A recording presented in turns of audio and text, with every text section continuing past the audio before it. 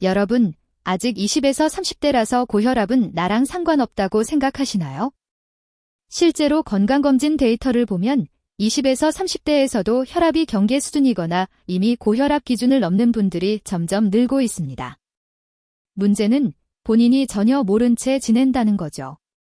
그래서 숨은 고혈압이라고 부릅니다. 특히 카페인, 약은 수면 부족, 스트레스가 많은 직장인 라이프 스타일은 혈압을 조용히 끌어올리기 딱 좋은 환경입니다. 오늘은 2030 직장인에게 맞춘 현실적인 혈압 관리 방법을 출근 전 업무 중 퇴근 후로 나눠서 정리해 드릴게요.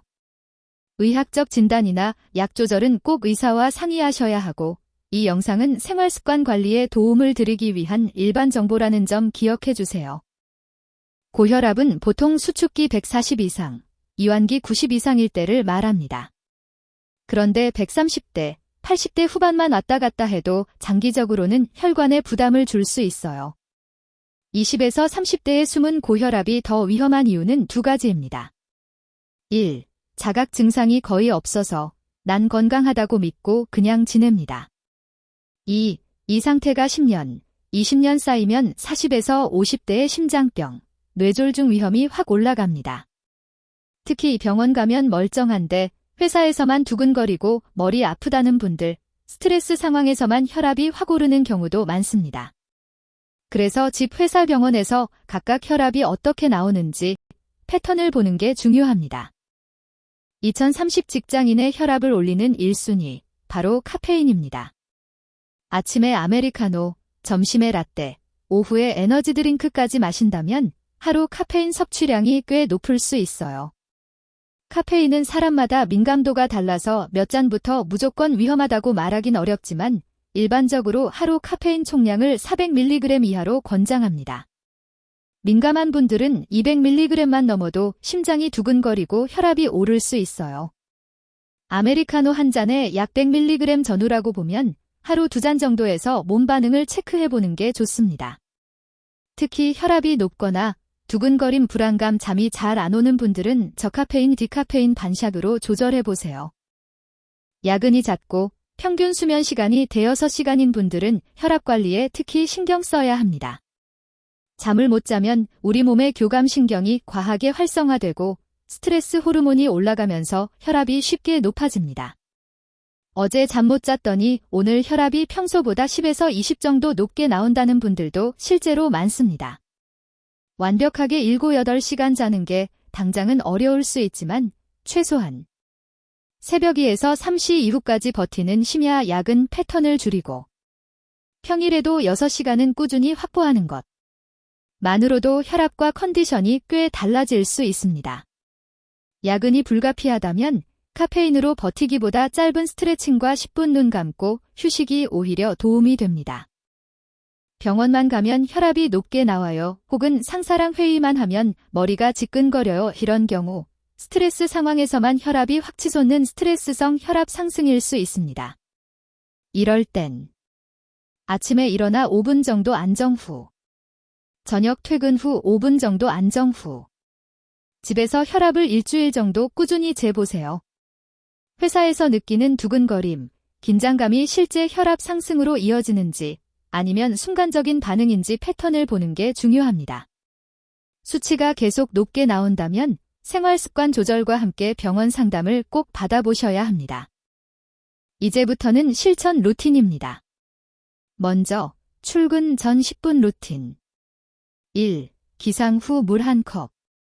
잠에서 깬 직후엔 혈관이 살짝 수축돼 있을 수 있어서 미지근한 물 1컵이 순환에 도움을 줍니다. 2. 간단한 스트레칭 3분.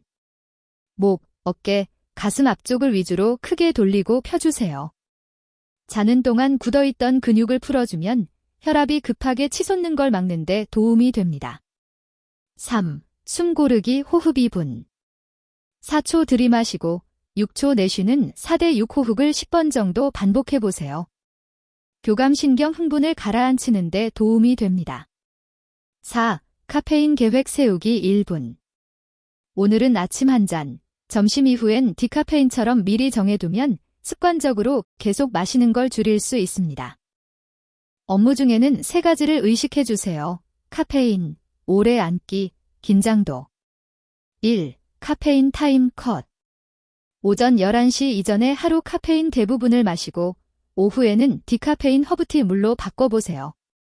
오후 늦게 마신 카페인은 수면을 방해해 다음날 혈압에도 영향을 줄 수 있습니다.